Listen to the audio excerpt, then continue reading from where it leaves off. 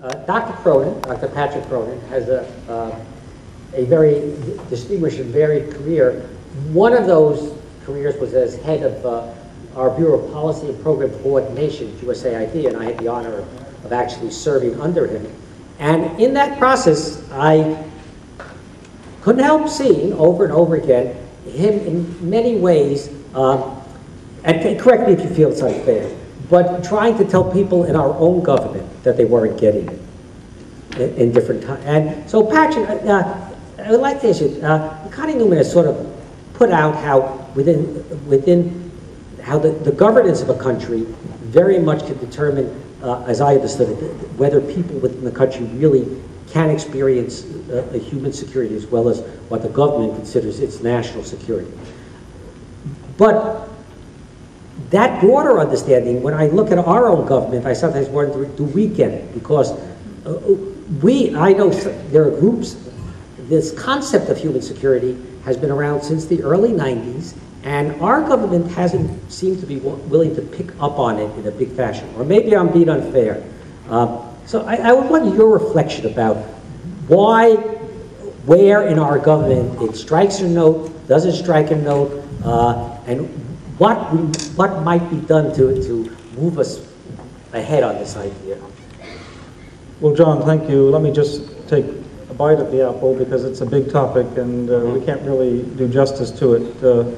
I recall fondly the days back in USAID when you were very much trying to educate me on the complexity of global security challenges, and I was very sympathetic, but at the same time, how could we take that construct and implement it into something that people can do practically? How can you take another step forward and actually do something with complexity?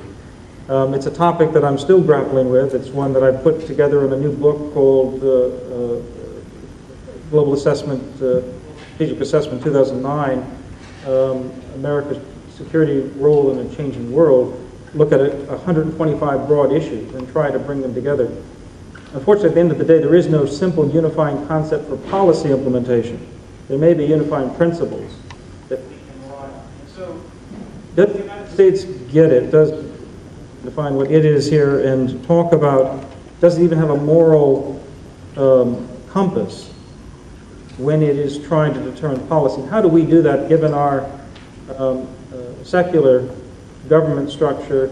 How do we do it when we are a reductionist society that we have learned how to reduce complex problems into finite issues so that we can solve them, fix them, go in and turn it over, rather than seeing the continuum, rather than seeing the connections and the connectivity, we deliberately try to parse it. Sound bites, tweets, whatever you want. And I think this is a struggle, and we're faced, stepping aside now to the world we're in, the world we're heading into over the next couple of decades, and the challenges we face economically, politically, the dissemination of information, which challenges state authority. Individuals now have as much information as many states. Thinking about the impact of energy and the environment and how they are now becoming security factors. They're no longer just important issues. They actually threaten our security in this century.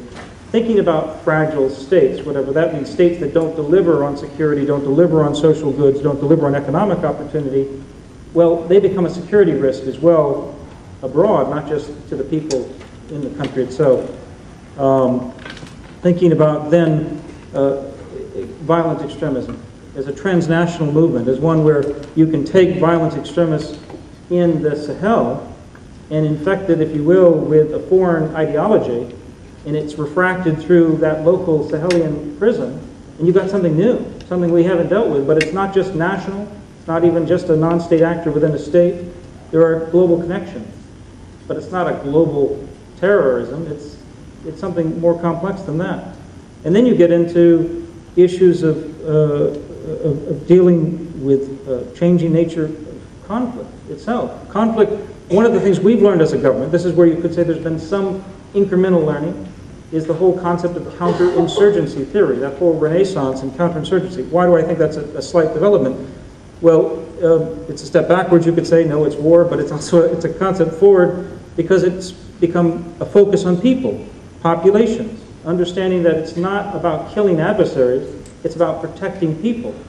And to protect people, that's not simply a military means, it's something mostly not military. But there's a military component as well.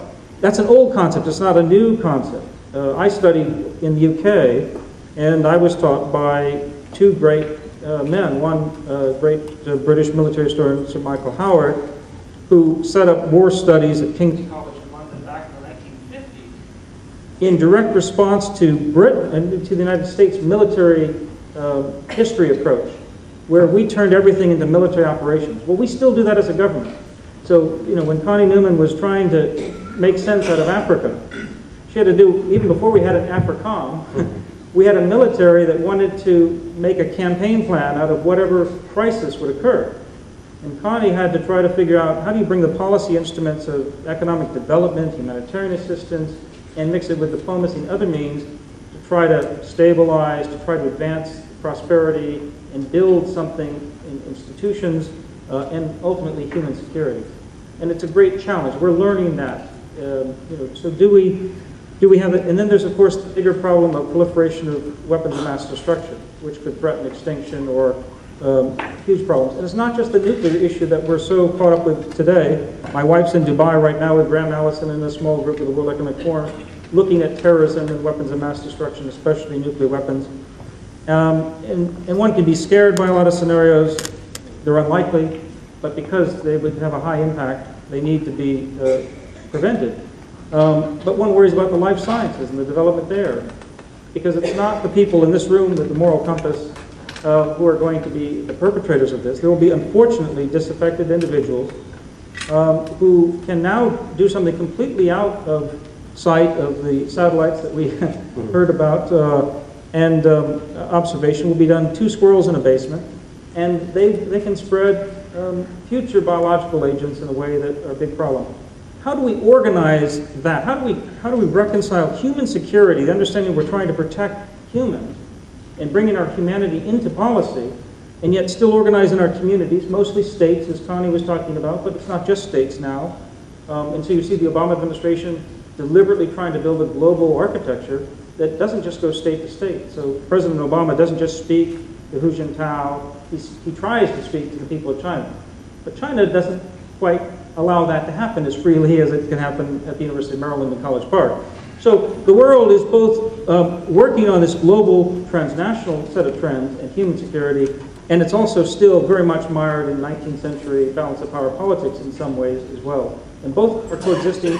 The American government is only adapting part way. It sort of gets the problem, but it doesn't know how to move forward.